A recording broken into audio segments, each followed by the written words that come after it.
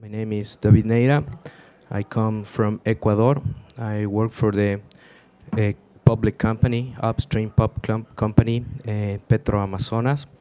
And I would like to share some ideas from our company because now we are developing an outstanding program regarding to the recovery and utilization of associated gas in our operations. This is very important for us because of usually the business as usual in Ecuador has been to flare all of the associated gas.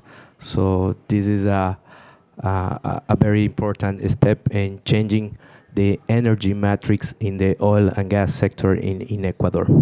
The oil industry must not only focus production, but also in implementing economically viable processes to enable a transformation from waste, such as gas that is being flared, to clean, marketable products.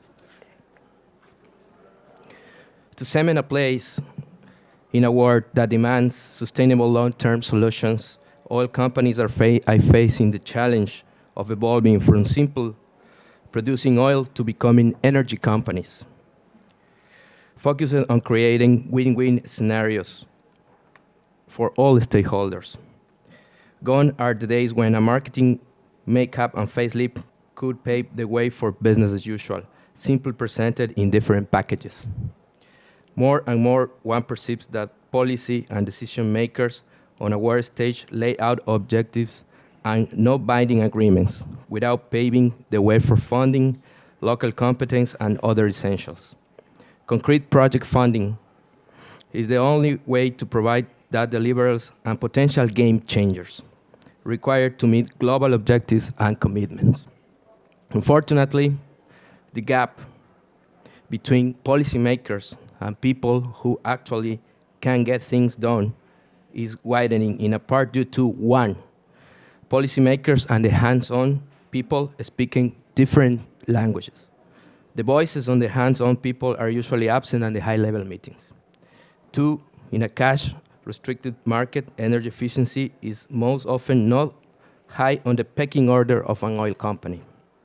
Energy efficiency requires long-term, out-of-the-box thinking. And three, some decision makers within oil companies perceive energy efficiency projects as fund parasites that threaten their core business. Most energy efficiency programs, therefore, are either driven by regulations, consumer pressure, public opinion, or need some external incentive to transition from conference talk to boots on the ground. The exception being when energy efficiency is detrimental to the survival of the company, such as is the case in the manufacturing industry. Why is energy efficiency a fact of life in the airline industry, downstream oil industry, mainly refineries, utility companies, and car industry, but not in the upstream oil industry, such as is the case of Petro Amazonas? The answer lies, amongst other arguments, in the following line of thinking.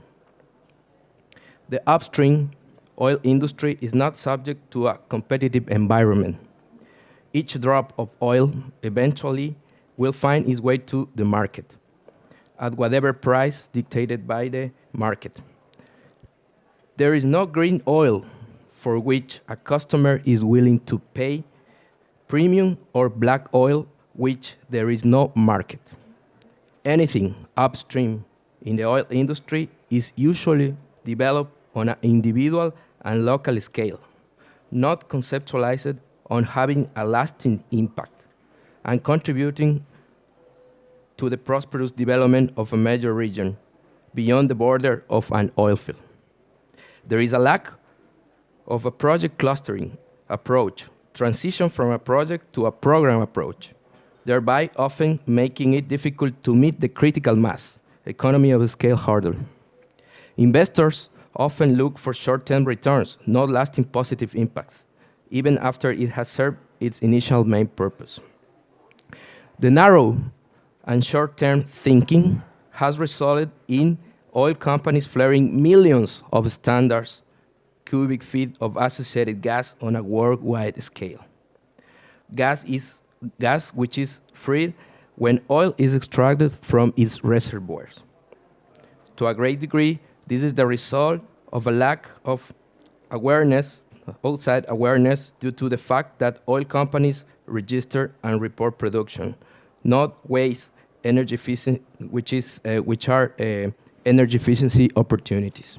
Due to a lack of independent third-party auditing procedures and reporting, consumer opinion perception is mainly driven by marketing efforts of the industry.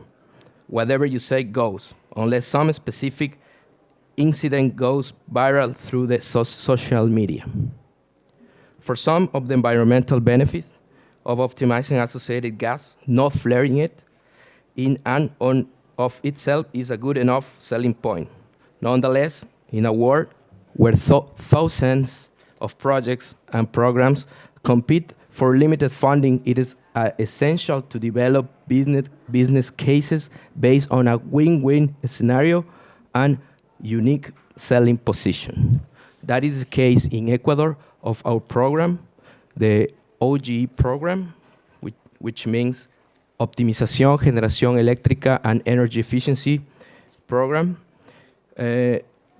Through this program, Ecuador is transitioning its oil industry to a low carbon footprint through energy efficiency, thereby creating a win-win scenario for all stakeholders.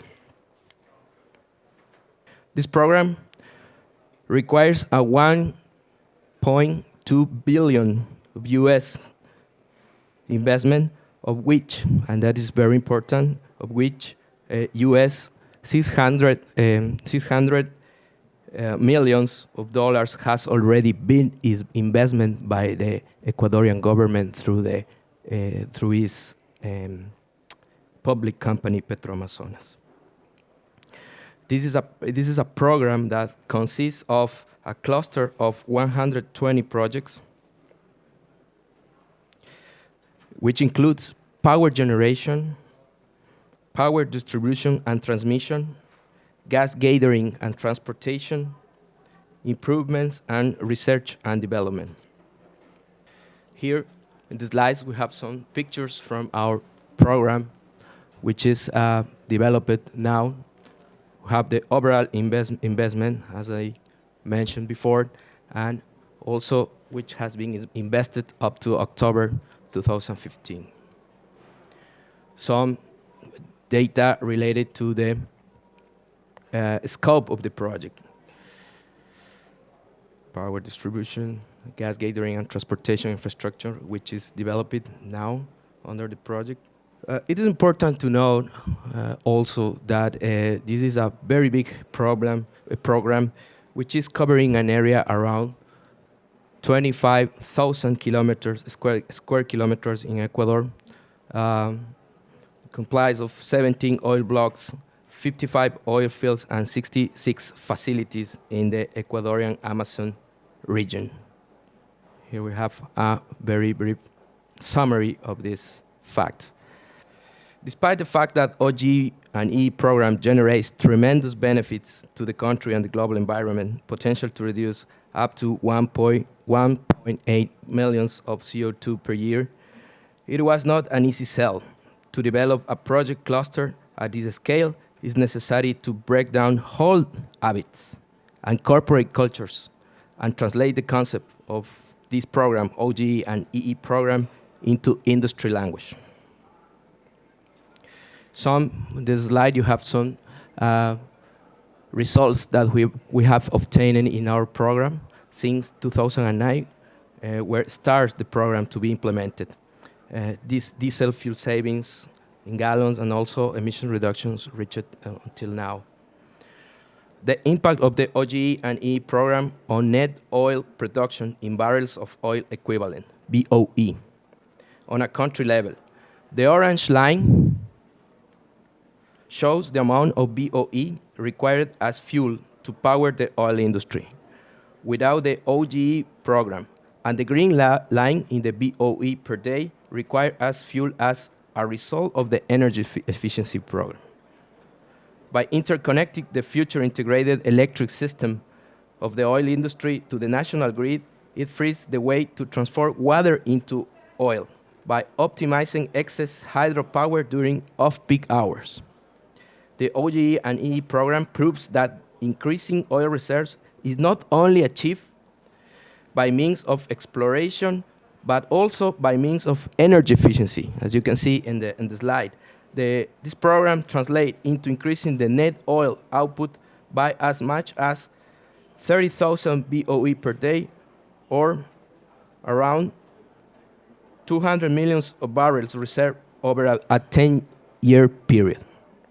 Unfortunately, emission reduction initiatives in the oil industry are now faced with the next significant hurdle.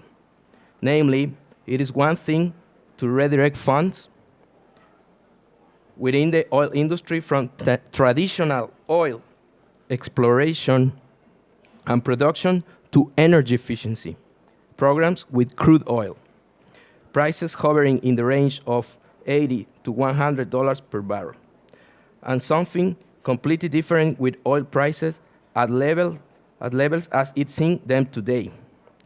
It is during these times that bridges need to be put in place between objectives discussed at high-level meetings and projects and programs that deliver on the promises made. Various programs and mechanisms on international and regional scale still have not delivered, leaving it purely up to Ecuador and Petroamazonas to walk the talk. Given the urgency to reduce emissions, implement sustainable solutions, creating win-win scenarios, etc., it is essential to implement funding structures allowing to transition from high-level, no-binding commitments to technically and economically viable solutions. This will require strong top-down commitments, local competence, and integrity with hands-on tools, including funding, helping programs like our program weather storms. Any project will face over a 8 to 10 year implementation period. This is, for example, in this slide, you can see the Amazon region, the Napo River, which is going down to the Amazonan River. And this is a community called Pañacocha. In last September 2014, this community was received energy from our project. This is the first time that oil company is giving the energy, power energy to a community in the Amazon region.